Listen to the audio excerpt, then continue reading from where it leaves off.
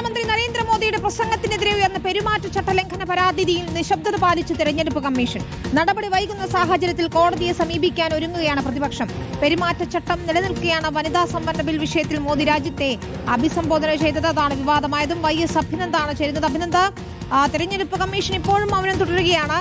അത് നമ്മൾ പ്രതീക്ഷിച്ചതുമാണ്. എന്താണ് പ്രതിപക്ഷത്തിന്റെ തുടർ നീക്കങ്ങൾ? വിനീത, വനിതാ സംവരണ നിയമ ഭേദഗതി ബില്ല് ലോക്സഭയിൽ പരാജയപ്പെട്ടതിന് പിന്നാലെയായിരുന്നു പ്രധാനമന്ത്രിയുടെ രാജ്യത്തെ അഭിസംബോധന ചെയ്തത്. PM addresses to the nation എന്ന രാജ്യത്തെ പൂർണ്ണമായിട്ടും അറിയിച്ചത് അത് PIB തന്നെയായിരുന്നു.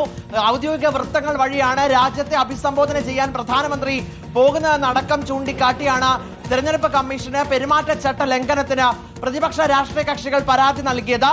ഈ തമിഴ്നാട്ടിലും പശ്ചിമ ബംഗാളിലും നിയമസഭാ തെരഞ്ഞെടുപ്പ് നടക്കുന്ന സാഹചര്യത്തിൽ രാജ്യത്തെ പ്രധാനപ്പെട്ട കാര്യങ്ങൾ പറയേണ്ട അഭിസംബോധനാ പ്രസംഗത്തിനകത്ത് രാഷ്ട്രീയ പ്രസംഗം കൊണ്ടുവന്നു എന്ന് ചൂണ്ടിക്കാട്ടിയായിരുന്നു CPIM CPI അടക്കം തെരഞ്ഞെടുപ്പ് കമ്മീഷന് പരാതി നൽകിയത്. ഇപ്പോഴും തെരഞ്ഞെടുപ്പ് കമ്മീഷന് ഇന്നലെയാണ് പരാതി അടക്കം ലഭിച്ചത്. എന്നിട്ട് ഇത്രയും നേരമായിട്ടും ഒരു തരത്തിലുള്ള പ്രതികരണവും തെരഞ്ഞെടുപ്പ് കമ്മീഷന്റെ ഭാഗത്തു നിന്നും ഉണ്ടായില്ല. PIB ദുരുപയോഗം ചെയ്തു.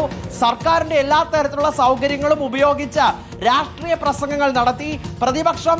പ്രതിപക്ഷത്തിന് സ്ത്രീകൾ മറുപടി നൽകും, സ്ത്രീകൾ പ്രതിപക്ഷത്തെ ശിക്ഷിക്കുമെന്നടക്കമുള്ള വിമർശനങ്ങളാണ് പ്രധാനമന്ത്രിയുടെ അഭിസംബോധനയിൽ ഉണ്ടായത്. ശരി, ഏതായാലും നിയമ നടപടികളിലേക്ക് കൂടി പോവുകയാണ് പ്രതിപക്ഷം. YS അഭിനന്ദ ദില്ലിയിൽ നിന്ന് വിശദാംശങ്ങൾ നൽകുകയായിരുന്നു.